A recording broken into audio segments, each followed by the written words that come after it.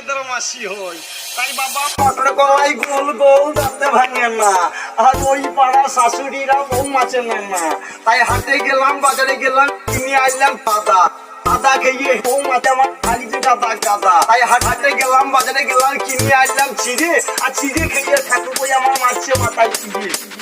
মটর কলাই গোল গোল দাঁতে ভাঙে না ওই পাড়া শাশুড়িরা বউ মাছে না